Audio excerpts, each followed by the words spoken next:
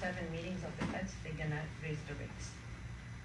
So raising the rates, interest rates, will basically get less buyers on the market. At the same time, when there's not a lot of buyers on the market, there's lots of houses. Right now, we're having a little bit of seller panic. They want to sell quickly because the equity is going down. The prices are adjusting. The market is adjusting because it was so crazy the last 2-3 years, and like 30 offers, and we've had house in Oakland $1 million over asking. It's just so crazy. Right now, we're seeing the seller, they're expecting the same price a month ago, they're not getting it. Things are staying on the market 20, 30 days. Buyers are taking their time to put offers because they have a lot of choices right now. So if you ask me, when is the right time to buy? When is the right time to jump in the market? I say yesterday, but I say it depends on your budget. Do you want to stay in the rent, or do you want to build equity by owning? So I will start the slides. Interest rates rising, they're thinking is going to be up to 11% by the end of the year. It's kind of racing with the gas prices right now. It's just going nuts. I think it's up to 7% that I'm hearing right now. The housing market crash? No, I think the market is really adjusting.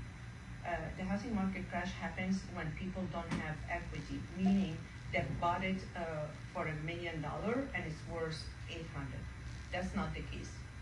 Anybody bought it in 2020, they already have done, let's say, a median price of 1.5 home. Today, if they sell it, they're already making 300,000 from 2020 and beginning of 2021. People were scared, people jumped in and bought with the lower rates as well, lower price. So that is like the facts. These are the statistics. Stock market volatility, yes, we have a lot of buyers on the market right now. They're pulling, they see the stock market is not tangible. It's okay to make money, but it's not a long term, unless you're in a company that's giving you shares. I've had a lot of 2 clients right now. They said, oh, the market is down, I don't want to sell now. I said, you sell now, and if it goes down, you buy again low, and you know your company is working. They're working in Intel, both of them, him and his wife. I said, use it for the down payment, so you have lower monthly, and that's what happened. You have to think in the future, when you're buying a home, it's not gonna be for 1 year or 2 years. It's gonna be for 5 years. When you're renting a home, it's gonna be the same thing. High inflation readings, yes, it's because the PPP and all those money that have been printed during the COVID, well, people bought a lot of assets, bought a lot of stock, but it is bought a lot of also real estate with that money.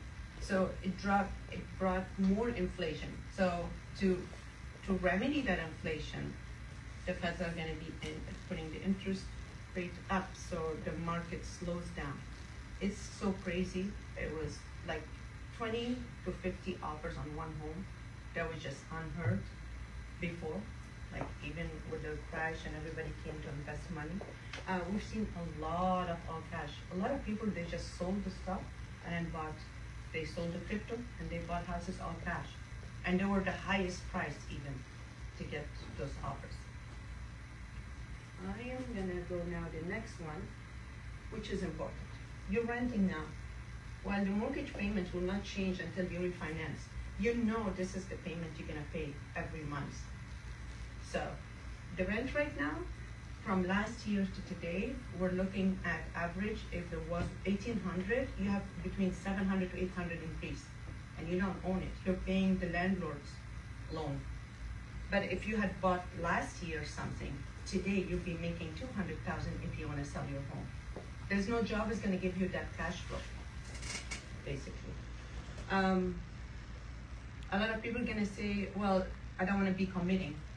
Well, what if I lose my job? Well, if you lose your job, we're in the self-employed, you can find another job.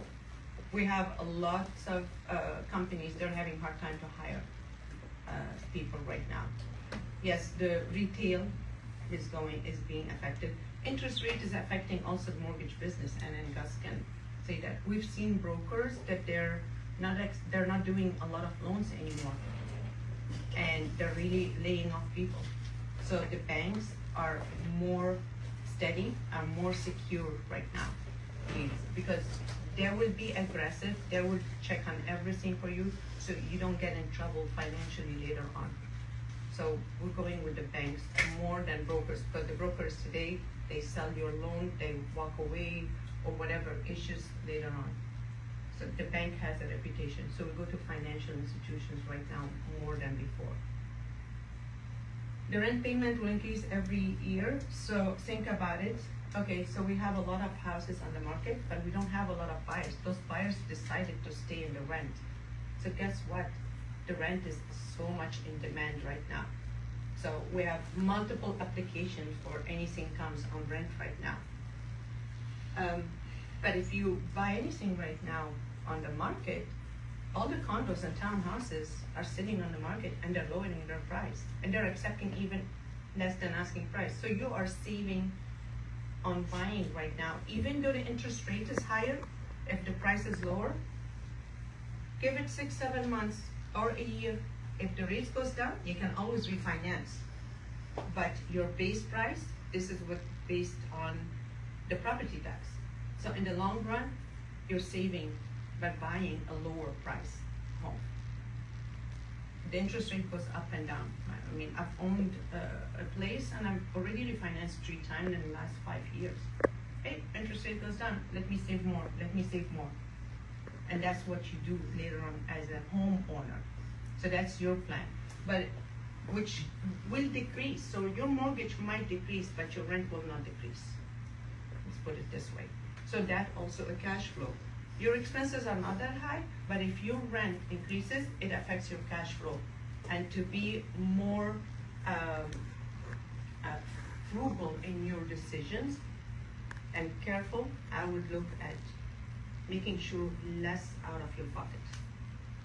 And that's the difference between both of them. Plus the equity. As long as you're living, you're making money. It's not like the stock is going to go down. Even if it goes down, it's adjusting. It's not going down really. It's not crashing. Because we've seen some of the banks are having foreclosures, but guess what? They're selling the market value. So it's just up to the owner if they took so much money against their property. That's not a smart decision.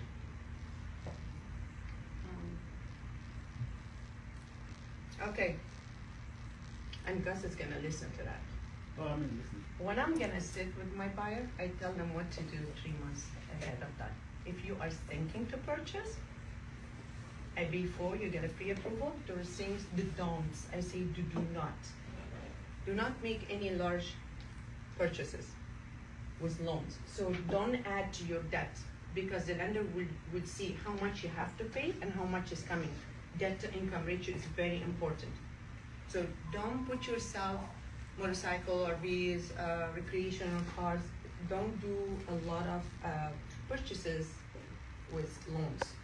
That way you keep the minimum debts. It's okay if you have a car with a loan, that's okay. I mean, it's given that everybody has it. But don't go get a more luxury car, for example. Don't apply for a new card of any kind. They're gonna hit your FICO. And the worst of them are the Macy's card, the retail card. That's just gonna hit you, and then probably 5 to 10 down. The more less your FICO score, the higher interest you're gonna pay. So we hear a lot of people, yeah, up to 7%, but maybe because they did not have a good FICO, this credit score. So you have to watch for all that.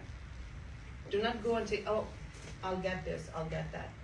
What is it, 242, the rule is like you have to have 2 credit cards, 4 trade lines, then to build your FICO score if you're new in the US. But don't get like 10 cards, because even if you don't use them, it accounts for the credit report that you can spend up to 10,000 or 5,000. It accounts that this money, you can just charge it tomorrow. That's what the lender look at it. If you have some cards that you don't use, go and close it. Then it will not account towards your debts. Do not max out or overcharge your credit card account. And always keep it, always pay it on time. All of banks, if you're banking with Chase, Bank of America, all of banks now they have even the Karma that you can check your FICO score. Just in case, especially when you move, a lot of bills comes to the old address and never transferred. And I get people because of AT&T needed $20 from them. They went after them for collection. But the buyer didn't even know about it 3-4 years ago that it was on the report. Do not increase any credit limits. Leave it as is. The more you increase, it accounts, even if you're not using the money, it will account against your debts. The lender look at it, oh, you can go tomorrow and charge $10,000 on this. Then you have a lot of debts. Do not pay late. Always pay on time. I would say do not spread your wings too much if you don't have too much budget. They're just cautious before you apply for a loan. After you buy a house, you can do whatever you want. Do not change jobs. I've had clients that are changing jobs where we are in escrow, and that became big no-no. So if you've changed jobs, you have to wait like 6 months, and this is how the lender would look at you, that you're steady buyer. But if you're changing job 1 month, 2 months now, then wait 4 months later and apply. And then Gus will tell you what to watch for, because that's what they look at to give you a full pre-approval. Do not deposit large amount in cash in your bank account, because every penny coming in, you have to trace it. And you're not really allowed to put large deposit like 10,000. The IRS will monitor your bank account. So you have to watch on all that stuff too.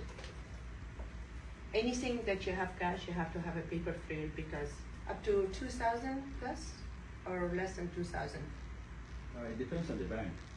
Like It depends on the for bank. you, But generally, especially when you are really strapping for down payment, the banks want to know where that money comes from. If it's recurring, they want to make sure it's not a loan. That's the main thing. yeah. Yeah, because if it's a loan, no personal loan towards down payment. Gifts are allowed, but no personal loan. So if somebody paying you payment and you're Yeah, then- depositing it, you yes, cannot if someone, use it. Yes, if someone is paying you, Maha, you have to show that you had a note. Promissory note. Yeah, promissory note and monthly payment being received, or are you receiving a lump sum? So that makes a difference. So they track everything. And that starts, I would say 3 months, depending on when your statement is due. They look at your statement line by line. That's their job, to see, are you saying the truth? Is there anything that they need to know about?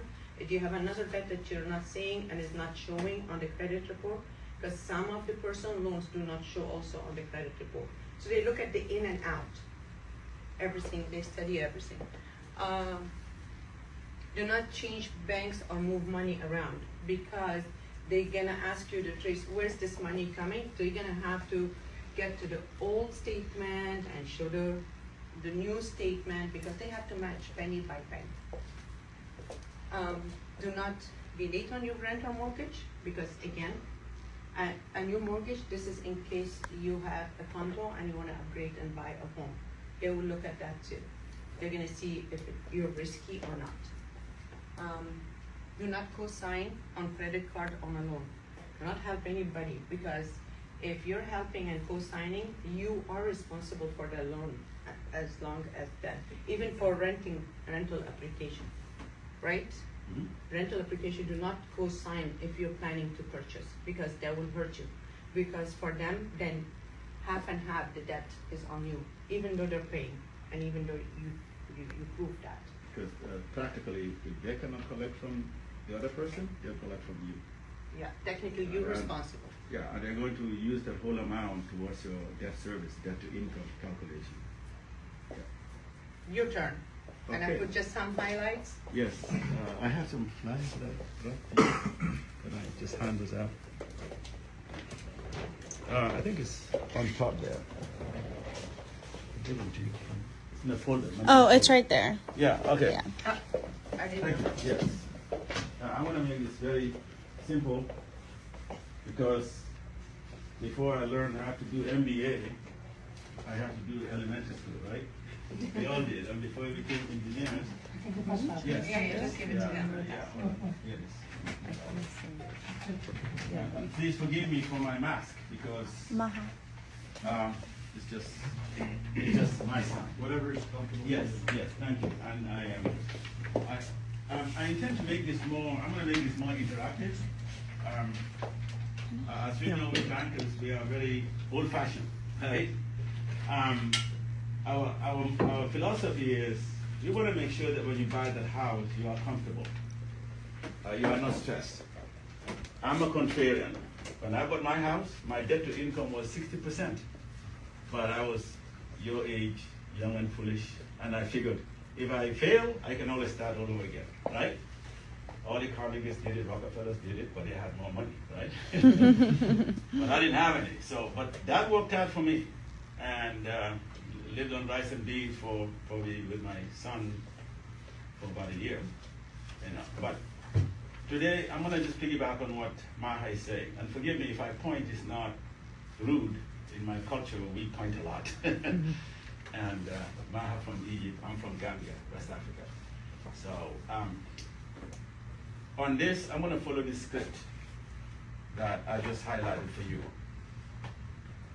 I said home purchase preparation, review assets. Banks will consider any assets in your account going back 2 months. If a rich uncle loaned you $500,000 and it doesn't show up on that in those 2 statements, you're okay. So it's all about planning. If you plan to get gifts and you may not make it easy, you can get it in there 3 months ahead so the bank does not question where the money comes from. But if you want to wait till you do the transaction, then we're going to need a gift letter. Personal loans are not allowed, and a loan from a friend is not allowed, or a gift from a friend is allowed, but it has to be cousin or one of those relations, okay? Family, that's the point. So, what do we look at assets? We look at any cash, securities, and any vesting, RSUs, that you can sell, anything marketable, the bank will look to use towards your down payment. And the simpler you make it, let's say you have accounts in different securities firms. If you don't touch those, it's okay. But if you move money around like Maha said, we want to know where this money comes from, where it landed, and how it all trails. Okay? But that said, 20% is the average minimum for down payment. And most banks nowadays, we go up to $3 million on 20%. So, any questions on assets? I'm going to just make this highlight quick. Any questions? Income. Income is very simple. We use your base salary, your recurring bonus, if you're getting it, has to be 24 months. We use that. We average it on a 24-month average. And then what we do is we say, okay, if you get RSUs, most companies here give RSUs, you have to have established 2 years, and then 2 years, at least 2 years, 3 years forward. Because every quarter or every month, RSUs are vesting. But the bank, let's say in 1 year, you make 300,000 RSUs. It's not a bonus. The bank doesn't consider it a bonus. And because the stock is fluctuating, the bank uses a very conservative formula. And that's what the bank will use. Let's say 300, the bank may give you 100 RSU credit. And if you push the envelope, maybe they go to 30% or, so. But the RSUs are really meant to supplement the income. If you are very close on the debt to income, then we use the RSUs to push you over. What is the typical amount or loan to value, debt to income that the banks allow? 43%. Your gross monthly income. Income from whatever source derived, that is recurring. The bank will say, okay, 43% of this, you make 100,000 a year. 43% of that can go to service all your debt. Means car loans, credit cards, everything. So, when the bank tells you, well, you're over your ratio, that means they have to find a way to bring it down.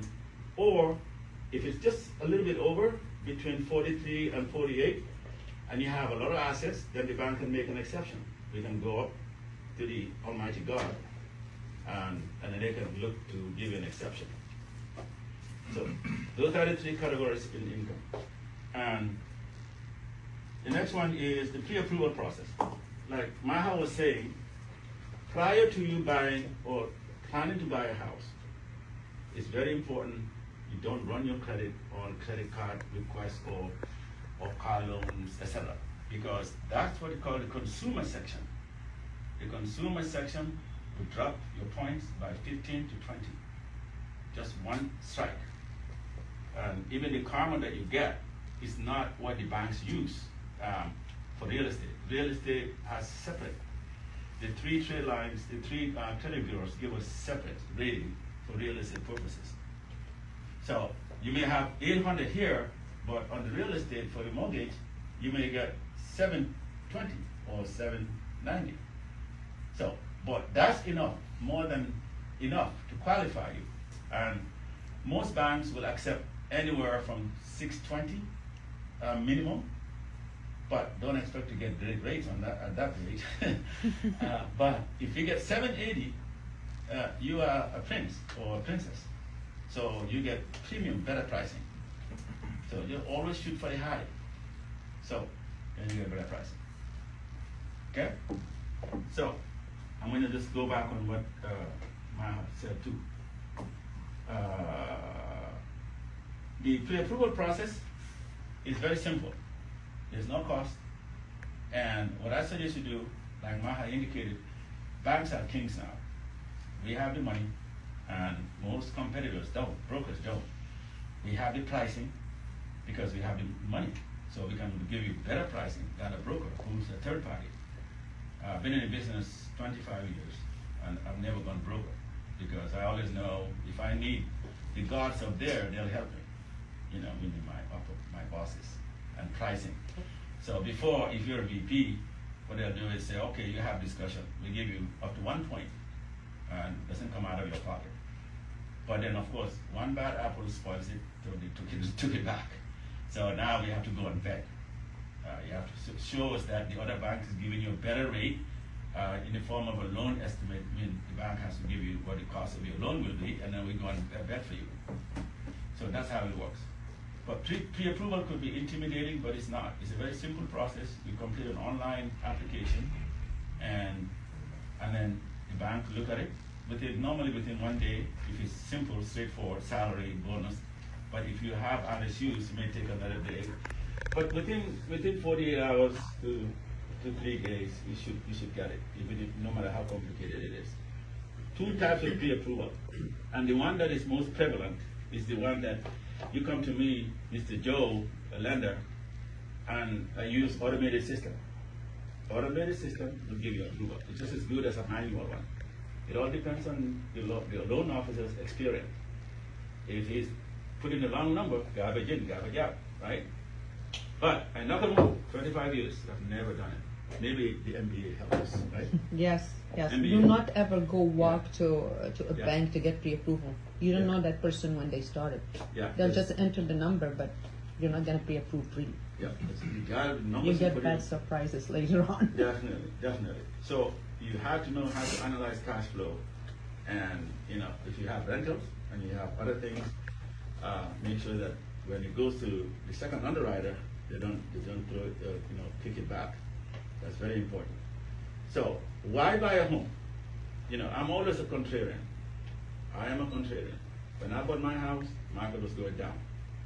So I said, sooner or later, what goes down comes up, right? And being young too, those are factors. People say, oh, it's too high, the sky is falling. Real estate, I find, if I had millions at that time, I would have bought maybe 5 to 10 houses. Cash is always trapped. So, but I've seen people wait and wait and wait, especially during the pandemic. She can attest to that. It was a great window to buy. People have to live anywhere, and resources are limited here. There's not too many people. Most communities are saying, not in my backyard, right? Maybe in condos. They gotta fight to build condos. So I think 2 or 3 benefits. Comparing to rental, you're paying $4,000 a month, you get nothing when you file your taxes. File nothing. You're paying $5,000 a month, you get interest deduction, on a 750 loan, correct? Could be 20,000 or 15,000, and then, I mean, Mr. Trump said it used to be up to $1 million loan, but Trump cut it down to 750, and it used to be unlimited taxes. You can write off all your property taxes, and you know property taxes are very expensive. So let's say about 15 to 20,000. So you have 20 here, offset against your gross income. That gives you money for vacation. Or pay child, private school for your kid. And that's how I look at it. But there's a threshold where, rent versus buy could be, you could be different and say, okay, what should I do? But I always believe, in the long run, and Maha did not pay me to say this, in the long run, it's better to own. You are your own boss, you own your own house, and first of all, you're buying a house to live. You're living in it. You're living on a rental anyway, so why not? Those are my three philosophies. And with that, I'll leave you with that. I don't want to bore you too much. I said it was interactive, but nobody asked me questions. Well, we'll do the questions later on. Oh, okay, thank you, Yes. thank you, ma'am. Yes. No worries, Connie. Okay. Unless I have a we- question actually. Yes. From one of your previous slides, from Maha first. One of your bullet points or pointers was to close the credit card deal. That you're not using. Right. So I think it's a bit oxymoronic. You mentioned verbally that it's a good idea to close credit card accounts that you're not using, but here on the list you say do not close credit card accounts. No, so you have credit card that you're using. Do not try to close it right away, but close the ones that's like how do you say? That's dormant. You're not using it. Dormant one Yeah. would come Yeah. against you. Yes. Like if you look at it and 10 years ago you've never used the dormant, it will help you, but not something is active and you want to consolidate your credit card. I see. So get rid of the ones that you're not using, because they accounted against you, right? Yes, and It if you're accounted- gonna close it way ahead. Yes. Yeah, you close it 2 months before, it goes against you. Yeah. So that's why I say 3 months. 3 months minimum. You know, 2 months is when everything will show on your record. bank account. Yeah, bank account. Yeah. That is correct. And also maybe tell them, because they might get help for down payment Yeah, from that's- parents from out of state. Out It of has to state. be seasoned. Yeah, if you put it in it's 3 months out. If your bank statements does not reflect it, let's say 2 months, your most recent 2 months doesn't reflect it, no questions asked. You just take it as your own money. Yeah. But if you do it 2 months prior to buying, then you Exactly. want to know if grandma or grandpa. And they might not account for it. Yeah. So I think if you guys define seasoning the money. Seasoning this the is money. critical thing Yeah. for everybody to Yeah. understand. Yeah. So if you're having a thought, just get the money in already. If you cannot get it and you want to wait till the end, then a gift letter will happen. Yeah. But what happened with money from the abroad? Money from abroad For the gift usually letter. except Iran and adversaries, of course, of the U.S. government. So if it used to be Iran, not accepted. So they're routing it through London, all that stuff. But China we take, any country we take, North Korea no. Depends what the U.S. is boycotting Yeah, at it that depends. time. But I don't know about Russia now. Fine. I don't know Oh, about Russia Russia maybe right not now. either. It might not be coming now. Yeah, you probably won't. They won't Yeah. allow it. So you have to kind of all those things affect as well your purchase. Well, you just, knowledge is power, right? If Yeah. you know in advance, knowledge is power. Okay. Let's just go to the next one. Everybody worry about the closing costs. So when you have a down payment, you have to have some money for closing costs. Whether selling or purchasing or refinancing, there is some closing costs. I will go through it quickly. Buyer paid county versus seller paid county. We're gonna focus on buyers today at this point. But I think all of you are buyers, right? Potential buyers. Okay. So if you're purchasing in San Francisco, Alameda, Contra Costa, San Mateo County, all of them buyer paid, so you pay more. Escrow fees, property, the property tax, it will be title fees, you will be paying as well. Title insurance, no matter what, because you need a lender title insurance, it's forced on the loan you're getting from the lender, but you pay more than the seller. So only Santa Clara, you pay less. So think about it, at one point, you have to pay more. One of you, seller or buyer, will have to pay. So when you sell, you will not pay as much. So you always have to account maybe, I say 1 to 2%, maybe, of the purchase price, you have money on the side. So depending on what you're purchasing, of course. Special taxes, luxury tax in San Jose, that just came in the last couple of years. And then it's shocking to everyone. Only in San Jose, if you're buying a house over the $2 million, 0.75% divided by, based on the purchase price, divided by seller and buyer. And that's a chunk of money. And then it goes on until 5 million. So it goes to 1%, 1.25. So just to be aware of that. Buyer or seller would have different costs. So for the buyer, you have lender fees, you have title fees, title insurance, homeowner insurance. You are required to carry at the close of escrow before you get funded a 1-year home insurance. Prorated items with the seller taxes. So let's say the property tax installment has been paid by the seller back in April. While you're closing in August, they're gonna say, when are you taking the property in your name, and they will prorate whatever he paid for you. Basically, you pay for the time you own the house. So you will give him credit and continue with your purchase. There is 2 installment, and I don't wanna bother you with all that because it's more technical, and if something comes at the end of the closing, and it's normal. Basically, you're not gonna pay property tax for a home you don't own, only when you own it, so it's prorated. The same goes for HOA as well. If you're buying a townhouse or even a house in a development, the HOA is prorated the day you own. So let's say you close in the middle of the month, the seller had paid 1 month, you return the rest of it. And it's all prorations. Prepaid interest to the end of the month. So when the lender give you a loan, they already get all the interest of the next month.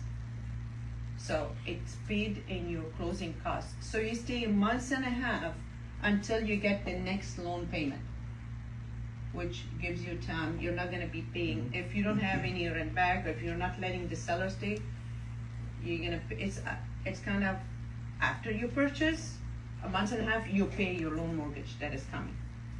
There's a grace period of 15 days. So people panic, oh, I'm gonna pay rent and I'm gonna pay mortgage at the same time. So that's also something to know. HOA dues,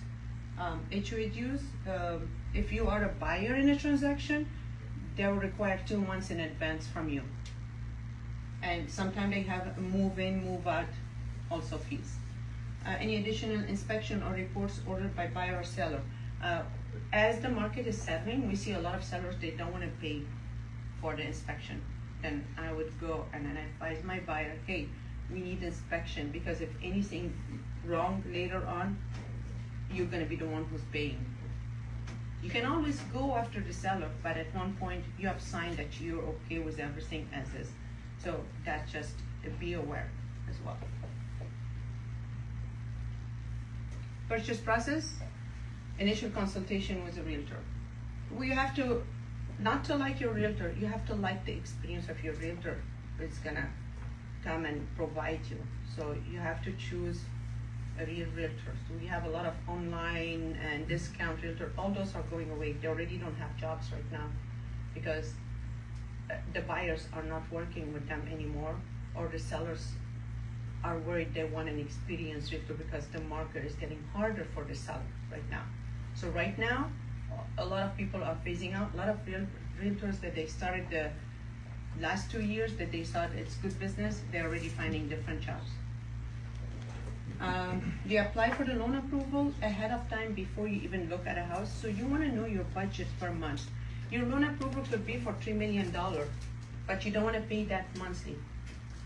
So know what you can afford first before you're looking, because it doesn't make sense. I get a lot of people, oh, let me look, and they look at Zillow. I'm like, no, it is not what you think until we see what's this house has, and how much can you afford, and you have a leverage, a little bit money that you can fix things later on, or maybe you change things. Maybe you want to drop a wall and make it more open. There's a lot of things in that process. So get your numbers ahead of time ready, so you're comfortable with what you're gonna pay. Review inspections.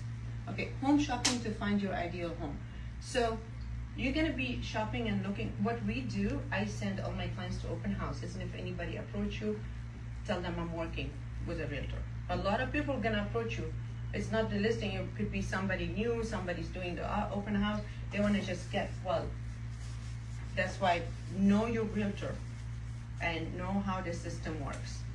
Then when you like the home, this is when the realtor comes in and look, because we cannot write an offer on a home we did not see.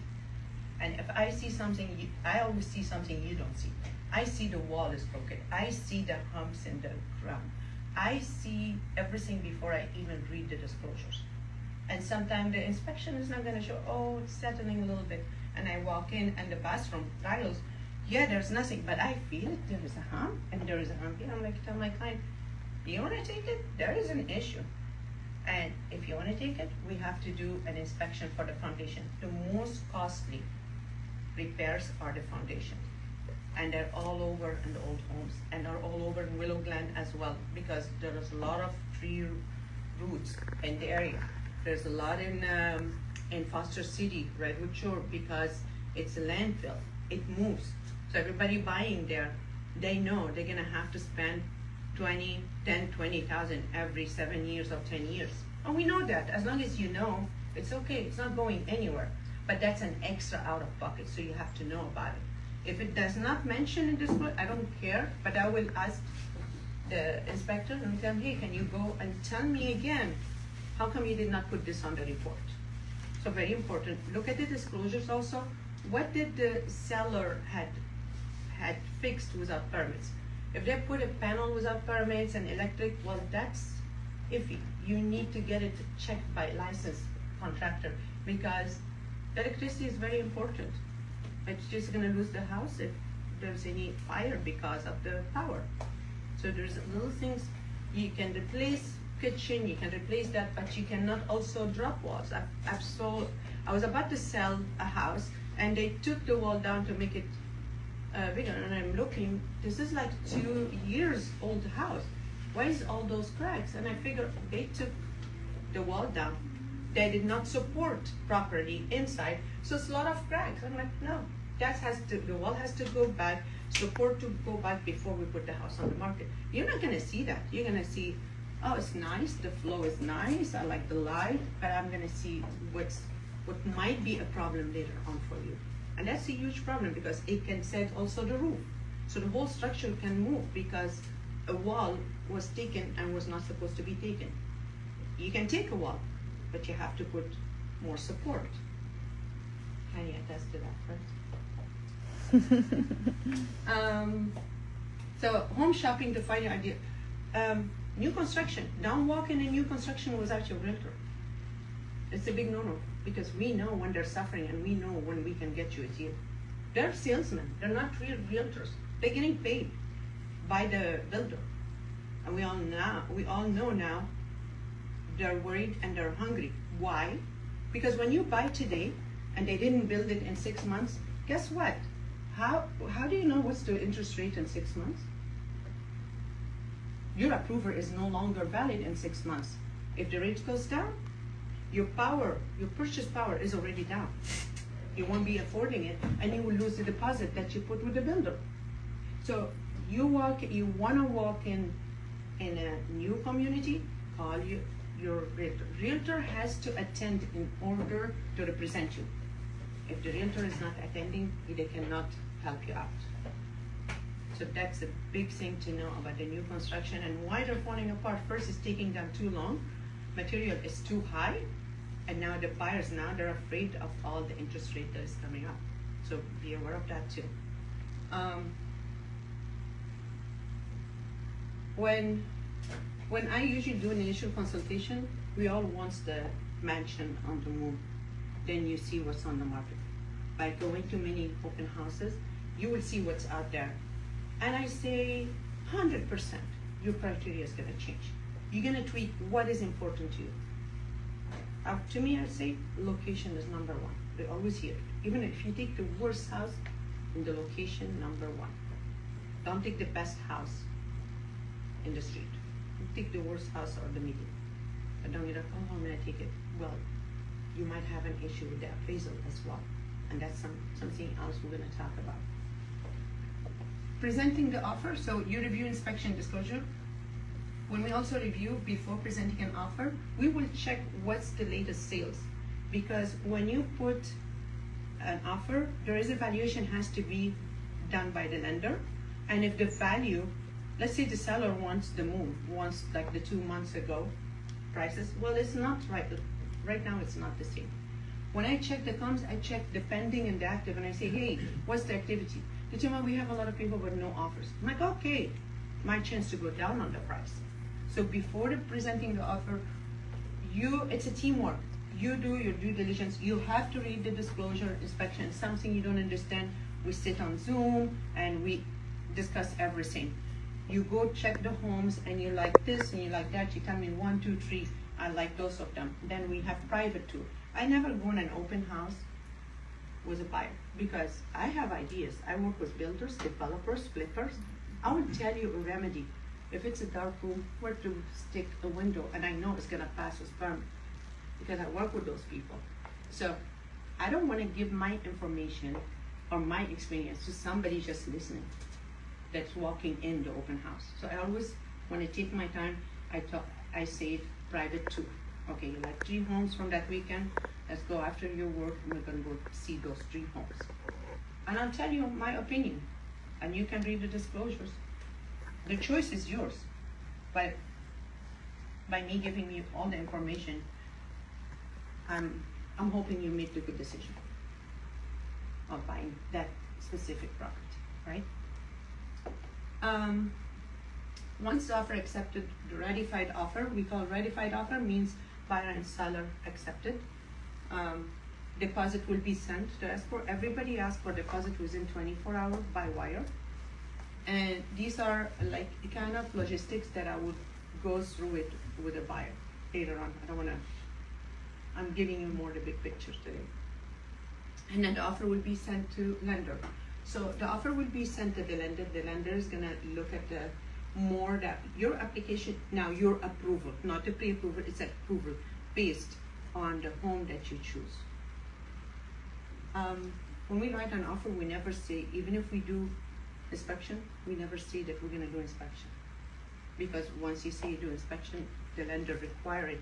Well, the person underwriter sitting on the desk, they don't know that this is common thing in the real estate. So they could just nix your pre-approval or purchase, or they force the seller to fix it before close of escrow, which maybe you need a new roof, who cares? We factor that in the purchase.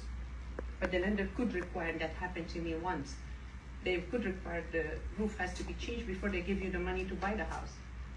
And we had to have the buyer to pay it. And paying a fix or a repair on a house that you don't own, I don't like that. And we had to have an agreement with it. I mean, it's doable, but I don't like that. Because legally, anything, you can just lose the money that you put on the house because it's not yours. So the lender will process. Once the process is complete, like you said, don't take it personal. They're gonna ask you of every little thing, every address that they see on your file, or maybe 10 years ago. Don't take it personal. They're giving you the money. They're giving you 80% of what you're putting. You're only 20% or maybe 10% or 50%. Don't take it personal. Just write what they want and you're gonna attest to everything, small letters, this, that, these are conditions. So you're gonna be working on that, working on the loan docs. They're gonna be working on the loan docs. They're gonna get the appraisal all the way. Everything will be signed, and then you send the down payment. After you sign the loan docs, you send your down payment, the lender will fund, then it will get recorded at the county where the transfer happened. So and so is the owner right now, which is the buyer name. And this is when you get the key. So, not when you get the loan, basically. And the transfer of the ownership. I think we're taking too much time. I'll pass by this. Investment, second home purchases. It's all similar to an owner-occupied property. It's qualified differently. Investments is really how much you get as an income from the rent. It has to be a factor in approving for you to purchase that. A lot of people would purchase a duplex, they live in one, and they rent one. This is also being looked by the lender, and can they approve you or not? Because based on the history of the rent of the other unit. Those are specific. Second home, and you would require more down payment. If you're buying a duplex, you're not living in it, you're gonna be minimum 25% down payment is required. You can do 10, 15, whatever the loans are, up to 20% as a primary home that you're gonna live in. Investment property are valued based on its return. So again, this is another, I'm just passing highlights on that slide. Selling process, nobody's selling, but it's almost the same thing. The only thing will be what is really going on with the market, and if you price it right, you won't stay on the market long, and you're gonna get better return. That's the only thing that I see. Having tenants in the house, there's rules for the tenant, there's rules and rights if they've been there for 1 year or over 2 years. So there's rules on that too. Home preparation, that's up to us. We always kind of advise what needs to be done in the house. The buyer has to walk in and feel this is their home, not the seller home. And then the showing, depending if the home is vacant, I'm sending home that the people are living in it right now. Okay, so we can schedule one the showing, one the open house is different than vacant home, and it's different when you have a tenant as well. You cannot take any pictures when you have a tenant and put it on the MLS. There's a lot of rules applies at this point. We review offers as they come. Once the offer accepted, escrow is open. For the seller, they would have to pay off the mortgage on it, so that's only one process. As a buyer, you apply for a mortgage. And everything else, once the buyer's loan fund, then they will receive their money, the record, and the buyer name, then the seller receives this money. Kind of, it's the difference in the middle as well. Almost there. And then real estate investment, multi-unit up to 5 units, that they would give you a regular residential loan. Above that, it becomes commercial. Out-of-state investment, we've been doing tons of out-of-state investment the last 2 years. I have a crew everywhere, Chicago, Texas.